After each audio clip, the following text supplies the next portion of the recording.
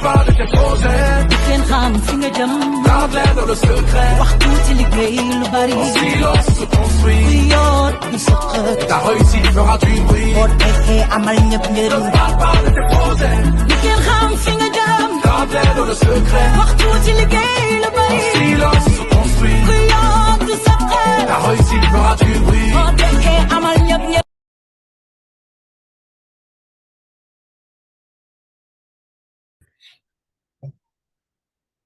Yeah. Voilà, bonsoir tout le monde. Bonsoir. On essaie de connaître la session qu'on a eu à faire la fois dernière. Cependant, il y a Diarra qui est nouveau. Et puis il y a Fofana aussi qui est nouveau. On va essayer de faire un petit récap de ce qu'on a eu à faire. Et puis on continue. Au moins 5 à 10 minutes comme ça. Et puis on continue. C'est bon? Oui, c'est bon. Voilà. Alors, Diarra, en première position, d'avoir le logiciel comptable Sage. C'est un logiciel réputé dans le domaine de la gestion. Je ne dirais pas que c'est le logiciel le plus utilisé, mais c'est vraiment un très bon logiciel en termes de référence quand même pour tenir sa comptabilité. Ça a été créé depuis longtemps, depuis en 1980, en 1981, si je ne me trompe pas. 1981, quoi. Ça a été créé par des étudiants qui étaient sortis de l'école tout juste à leur premier stage, ils ont eu l'idée, dans leur initiative, de proposer des solutions à l'entreprise. Ils ont eu l'idée maintenant de créer la société, plutôt le logiciel de départ. Autrement dit, la première setup, quoi. La version primaire. Après, quand ils ont fini le stage, maintenant, ils ont créé leur société. Ils ont essayé maintenant d'améliorer ça au fur et à mesure. Alors, partant de là, maintenant, on peut dire que le logiciel Sage a plusieurs gammes. Elle est variée. Elle a beaucoup de diminutifs ou supplétifs, au fait. Partant de là, on peut dire que le logiciel Sage, elle est vraiment réputée, comme j'ai eu à le dire. Elle est vraiment réputée, comme j'ai eu à le dire d'abord. Pour ce faire, il y a beaucoup de versions et de gammes. On dit des types. Maintenant, dans les types, maintenant, il y a les versions. Leur premier logiciel, c'était le software, en fait. C'était le Sage Software. Ça, ils sont partis à partir de là, quoi.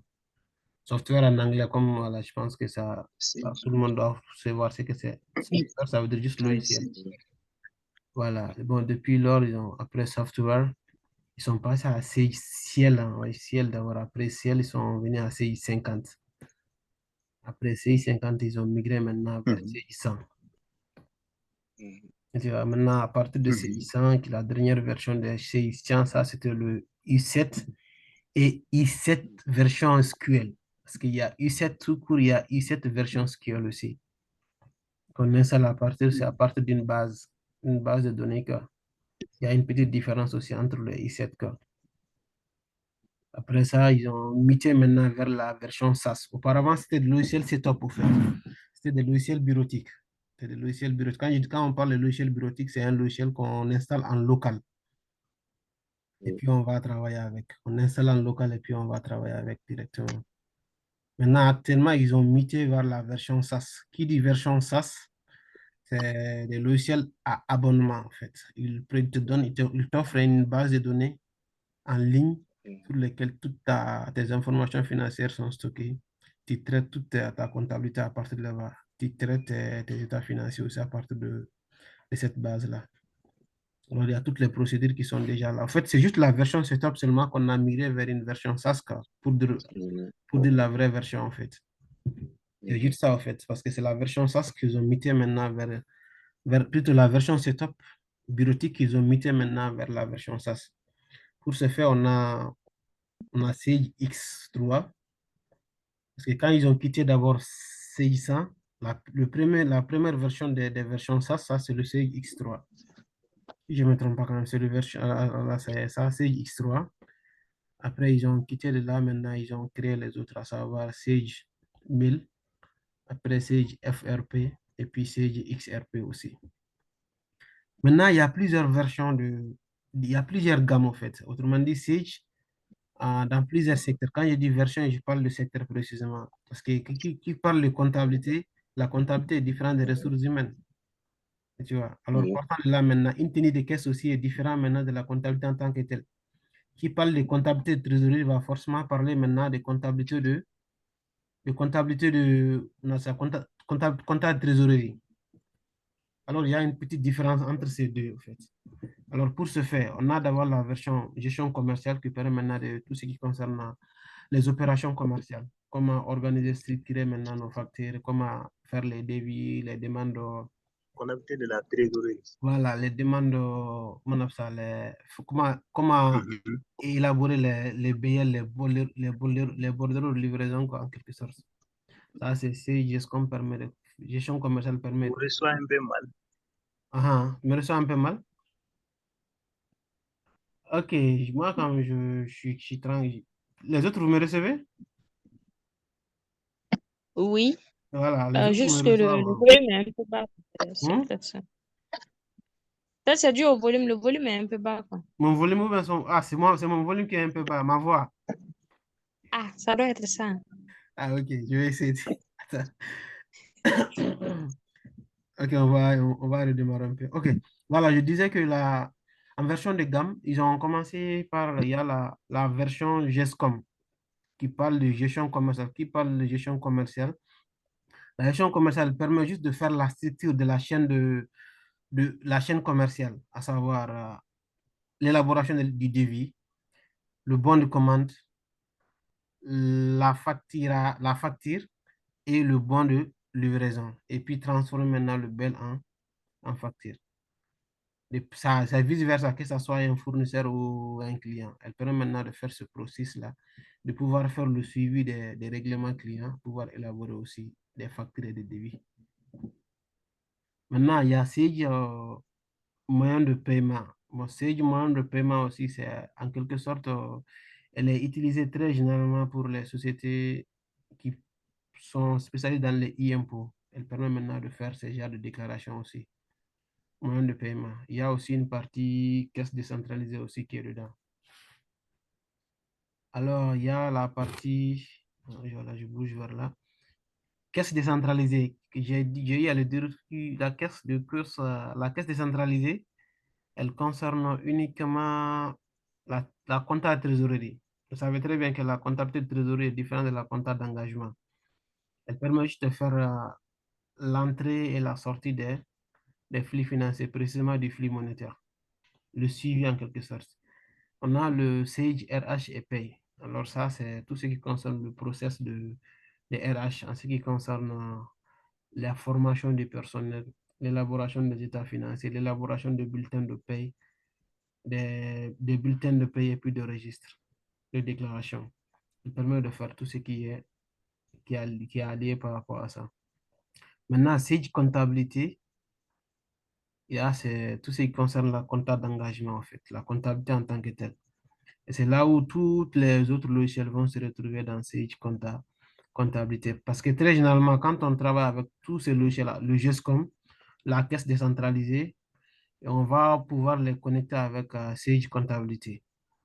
Quand on va les connecter avec Sage Comptabilité, ça va nous permettre maintenant de pouvoir transformer nos factures ou nos décaissements, de pouvoir les comptabiliser directement à partir de, de ces différents logiciels-là. On va les connecter seulement, puis on va les comptabiliser directement.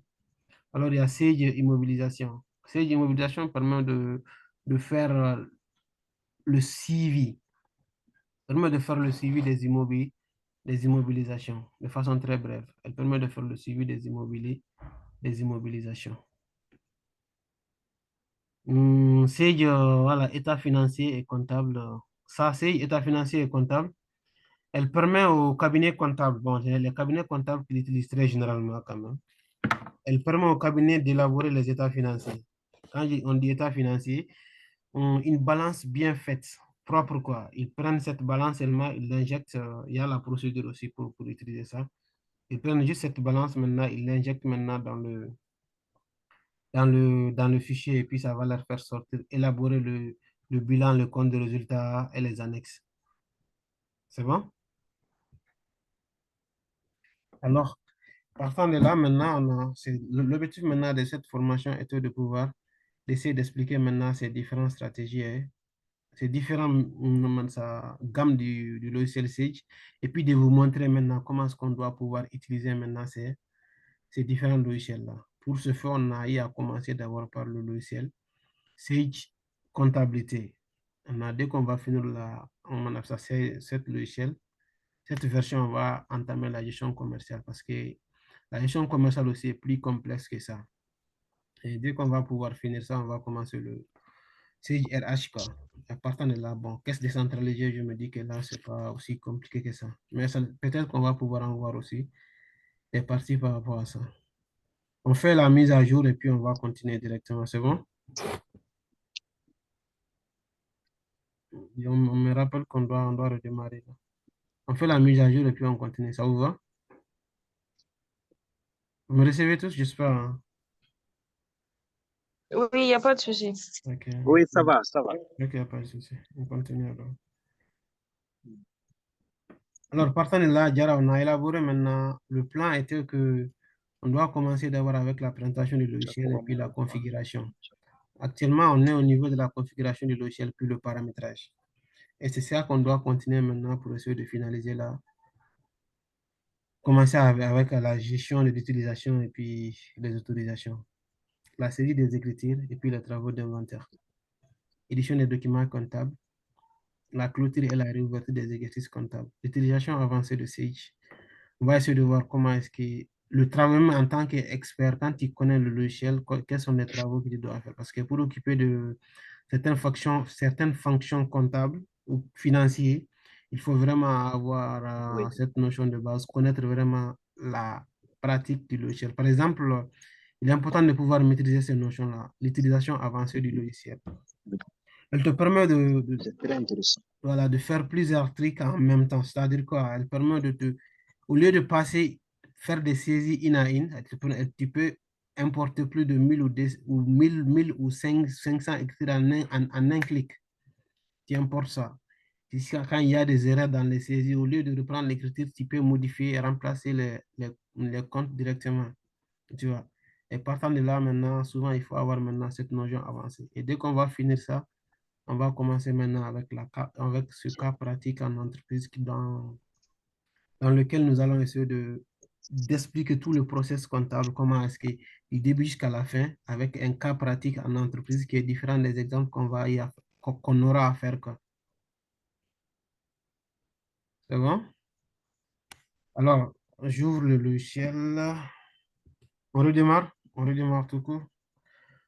On m'a fait un rappel 2 fois là, je n'ai pas cliqué ça. C'est pour laquelle je préfère Teams que par rapport à Zoom, hein. Parce qu'au moins Teams là, là, au moins on peut faire 3 heures de temps dessus.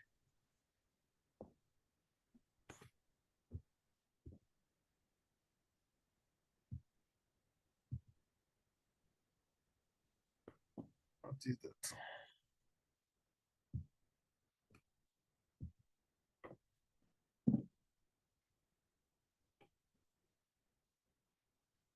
What is this? Ah, oh, wow. Là, je vois, c'est plutôt 2 fois. Ok, on redémarre.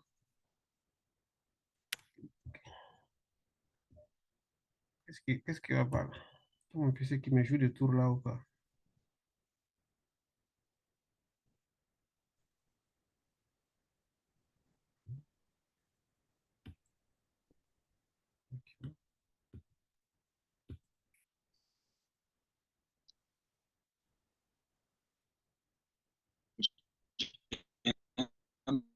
Hmm?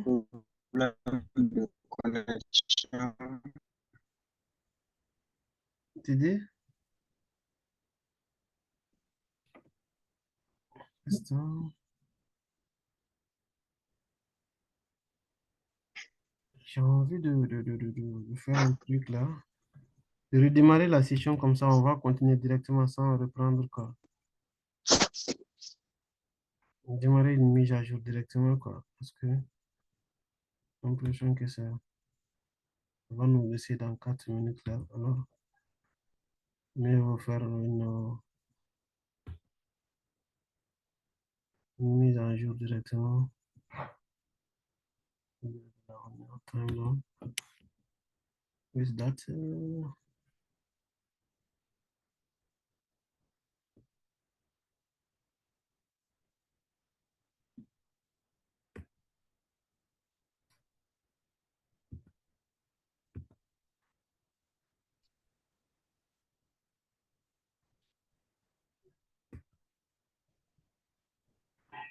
Mise à jour, mise à jour, mise à jour.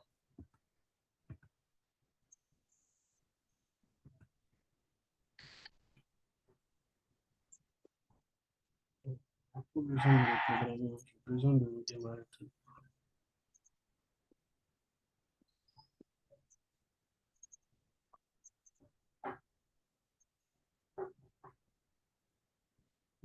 Vas-y, on continue. On continue pour voir là. Oui, j'ai un problème de connexion. T'as un problème de connexion? Ah, ça n'a pas eu un problème de connexion. Ok. Oh my God. What is this?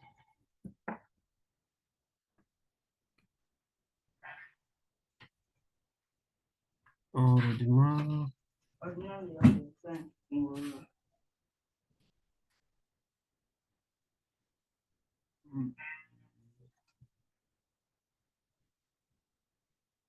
C'est vrai que je suis un peu confus, hein. Par rapport à ça, là. On redémarre la session, on optimise, on fait quoi? Allez, ça.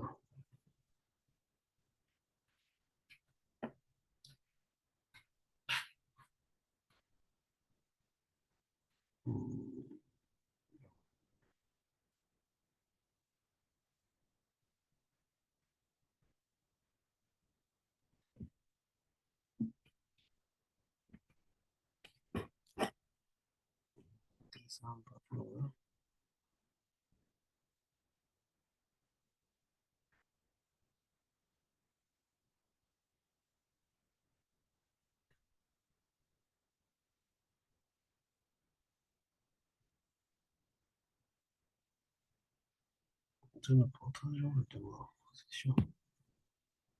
C'est bon, on continue et puis on va redémarrer directement. Je voulais mettre la mise à jour directement et puis on allait continuer tout court. Ça me fait des tours là-bas, là, ça prend pas.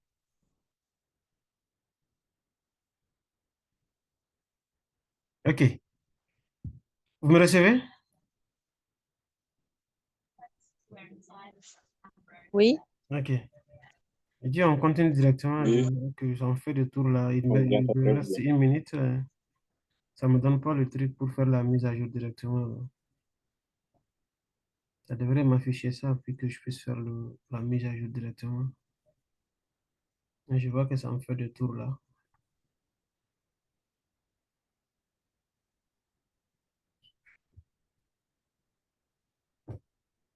On attend de voir si ça va couper ou pas. Si ça coupe pas, on continue. J'avais programmé ça pour 2 heures de temps, là. Non, si ça coupe, on redémarre directement. Je pense pas que ça va couper quand même, vu que le timeline est déjà là, quoi. 20 minutes restantes. On va voir.